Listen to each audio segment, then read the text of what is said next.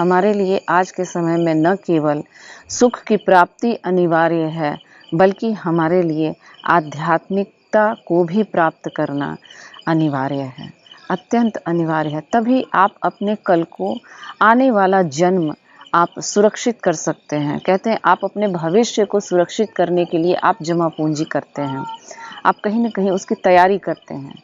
तो आपको अगले जन्म की भी तैयारी आपको करनी ही चाहिए। उसके लिए साधना आवश्यक है, उसके लिए आपका शांत होना आवश्यक है, उसके लिए आपका खुश रहना आवश्यक है, उसके लिए आपका ज्ञानवान होना आवश्यक है। और ये तभी संभव है जब आप शांत चित्त से की गई साधना को आप अपने जीवन में फलीभूत करेंगे, आप अपने जीवन में लागू करेंगे। ईश्वर में विश्वास तो बहुत रखते हैं, लेकिन अपने आप पे विश्वास नहीं रखते हैं। जो जितना ईश्वर को भजते हैं, जो जितना ज़्यादा स्तोत्र पाठ वगैरह करते हैं, आप उनके तह में जाइएगा, उनकी मानसिकता को जानने की कोशिश कीजिएगा, वो उतने ज़्यादा कन्फ्यूज होते हैं और उतने ज़्यादा वो परेशान होते हैं। उन्हें लगता है कि भगवान की पूजा हमने कर दी, हमने स्तोत्र पाठ कर लिया और कल हमें रिज़ल्ट मिल जाएगा। ऐसा कभी संभव नहीं है। आज आपने की और कल आपको रिज़ल्ट मिल जाए, ऐसा कभी भी संभव नहीं है।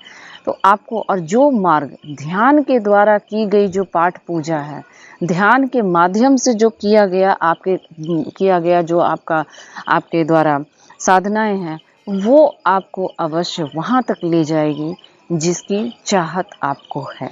तो आप क्यों ना ध्यान का मार्ग ही अपनाकर अपने पूजा पाठ को भी उसी में संलग्न कर लें। उसी में आप निर्धारित कर लें कि इतना समय हमें पूजा में लगाना है और इतना समय हमें ध्यान में लगाना है।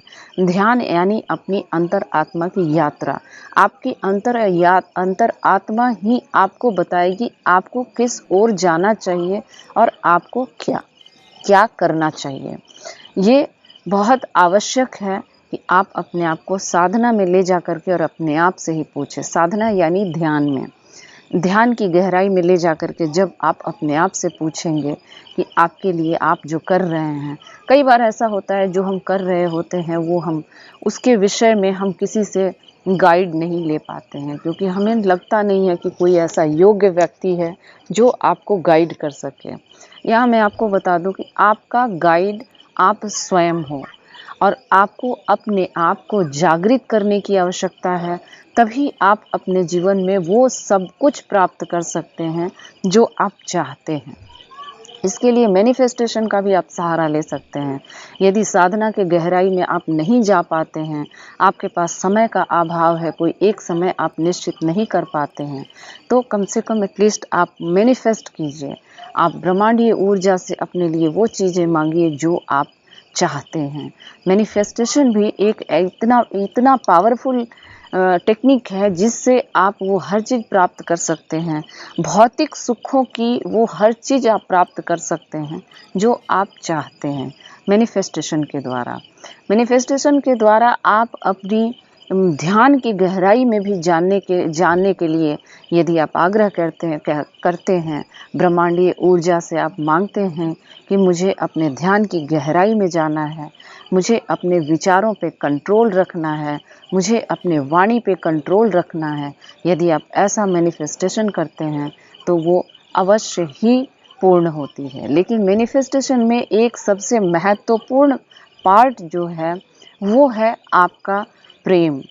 जितनी प्रेम दिखाएंगे आप अपने प्रति, अपनी मैनिफेस्टेशन के साथ आप जितना प्रेम पूर्वक आवाज़ लगाएंगे, आपकी उतनी जल्दी सुनी जाएगी। ब्रह्मांडीय ऊर्जा प्रेम का भाषा समझते हैं।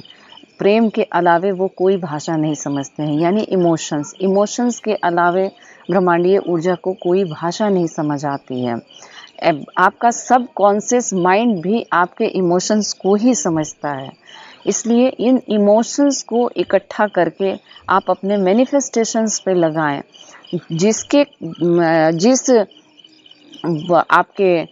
जिस प्रेम के कारण आपकी ब्रह्मांडीय ऊर्जा आपको वो सारी चीज़ें देने को मजबूर हो जाती हैं जो आपको चाहिए। आपके अंदर एक प्रेम का भाव होना आवश्यक है, आपके अंदर एक विश्वास का भाव भी होना आवश्यक है यानी आप जब मैनिफेस्ट कर रहे होते हैं, जब ब्रह्मांडीय ऊर्जा से अपने लिए वो चीज़ें मांग रहे होते हैं जो आपको चाहिए, उनके साथ आप प्रेम प्रदर्शित कीजिए।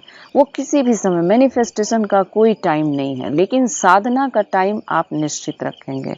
यदि साधना की ओर से आप अपने कल्याण के लिए आप अपना चाल निश्चित कर रहे हैं, तो आपको समय का ध्यान रखना चाहिए। लेकिन यदि मैनिफेस्टेशन आप करते हैं, उसमें आप वो मैनिफेस्टेशन आप कभी भी, कहीं भी, किसी भी जगह पे बैठ के कर सकते हैं। अपनी मानसिक अवस्था को एकाग्र करके और अपने ब्रह्मांड से आप अपने लिए वो ऊर्जाएं मांगे जिससे आपको सुख की प्राप्ति होगी। आने वाले समय में मैं इन सब चीज़ों के लिए आपको छोटे-छोटे 10-10 मिनट के टुकड़ों में मैं आपको इनकी साधना और इनकी गहराई में जाने की प्रोसेस बताऊंगी, बल्कि कराऊंगी मैं।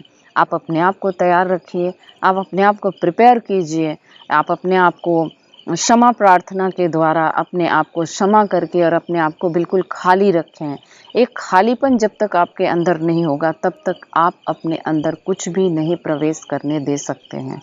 इसलिए आप अपने अंदर एक खालीपन भरें, आप अपने नेगेटिविटी को निकालने का प्रयास करें और पॉजिटिविटी को लाने के लिए अपना पूरा स्थान खाली रखें। आने वाले समय में आपको ऐसी अद्भुत साधना मैं कराऊंगी जिससे आपका जीवन पूर्णतः परिवर्तित हो जाएगा और आप उन सारे सुखों को प्राप्ति कर पाएंगे जिनकी आपको चाहत है। Thank you so much.